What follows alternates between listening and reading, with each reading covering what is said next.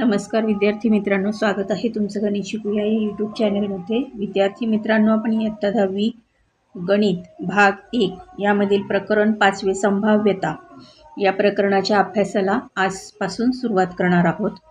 संभाव्यता या प्रकरणामध्ये आपण संभाव्यता ओळख, यादृच्छिक प्रयोग व निष्पत्ती, नमुना, अवकाश व घटना, घटनेची संभाव्यता या घटकांसंदर्भात माहिती करून घेणार आहोत, जाणून घेणार आहोत। त्यावरील आधारित सराव संच पण आपण सोडवणार आहोत।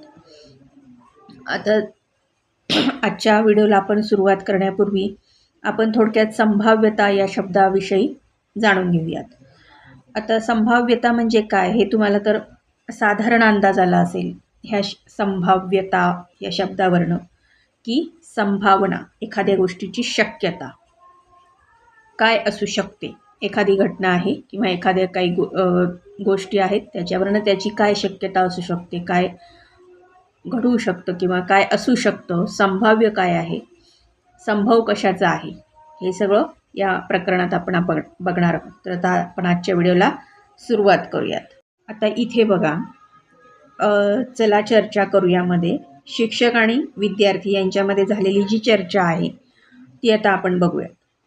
शिक्षक विद्यार्थ्यांना म्हणतात की आपल्या वर्गातील विद्यार्थी संख्ये एवढ्या चिठ्ठ्या खोक्यात ठेवलेल्या आहेत, म्हणजे एक खोका असणार आहे तिथे वर्गामध्ये, त्यात काही चिठ्ठ्या ठेवलेल्या असणार। तर विद्यार्थी संख्या किती असेल, 30, 40, 50 जी काय त्या वर्गात असेल तेवढी। प्रत्येकाने एक चिठ्ठी उचलायला शिक्षकांनी सांगितलेली आहे। चिठ्ठ्यांवर त्यांनी काय केलं, वेगवेगळ्या वनस्पतींची नावं लिहिलेली आहेत।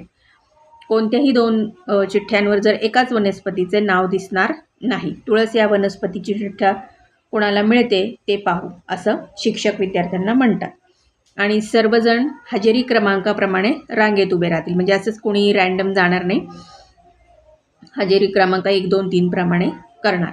आणि शेवटची चिठ्ठी उचलेपर्यंत कोणी चिठ्ठी उघडून बघायची नाही, म्हणजे काही वेळ तुम्हाला आपली चिठ्ठी मिळाली की शांतपणे बसून राहायचे आपल्या जागेवरती।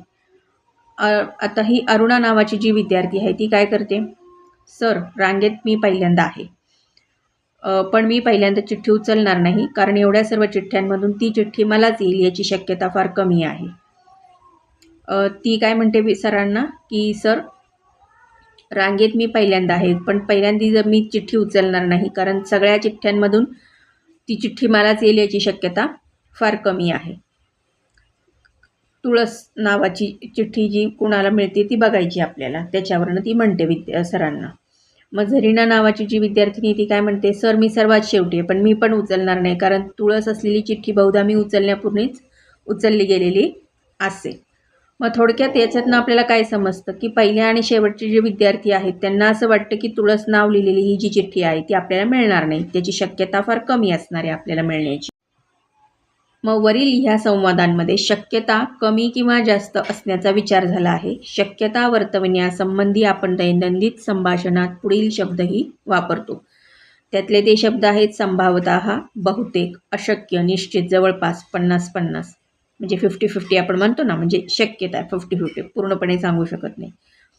आणि भविष्यातील विधानांविषयी, भविष्यातील शक्यतांविषयीची खालील विधाने बघा ही आहेत।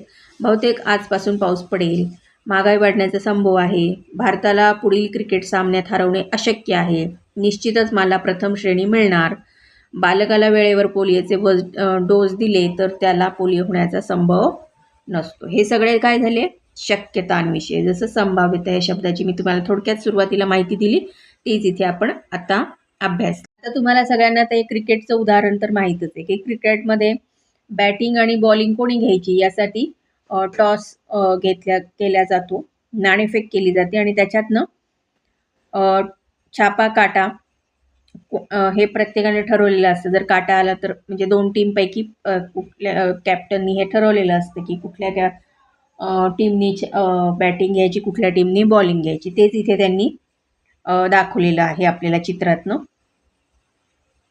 आता कृती 1 बघा, एक नाणे वर्गातील प्रत्येकाने एकदा फेकून पहा, तुम्हाला काय आढळले। शिक्षक फळ्यावर खालील तक्ता तयार करतात व तो भरून घेतात, म्हणजे शक्यता काय येते, विद्यार्थी संख्या किती आहे त्यानुसार प्रत्येक विद्यार्थी एकदा टॉस करतो, म्हणजे नाणेफेक करतो, त्याला किती वेळा छापा येतात आणि किती वेळा काटा येतात ते ह्या त्या या तक्त्यामध्ये ते लिहून काढतात शिक्षक. त्यानंतर कृती 2मध्ये काय आहे, आता प्रत्येकाने ते नाणे 2दा फेकून पहा. कोणकोणत्या शक्यता आहेत, म्हणजे एकाच विद्यार्थ्याने 2दा नाणं फेकायचं. मग त्याचा छापा येतो की काटा येतो, हेड येतं की टेल येतं, हे पण इथे लिहून घ्यायचं आहे. आणि तुमच्या जवळपास असणारा फासा एकदाच फेका, म्हणजे ही कृती 3 आहे. आणि वरच्या पृष्ठभागावर टिंबे येण्याच्या कोणत्या शक्यता आहेत याचा विचार करा. ही प्रत्येक शक्यता म्हणजे फासा फेकण्याचे एक संभाव्य फलित आहे. म्हणजे ही जर फासा आहे तो काय करायचा, एकदाच फेकायचा आणि त्याच्यावर किती टिंब येतात त्याचा विचार करायचा. म्हणजे हे तुम्हाला सगळं करून बघण्यासारखं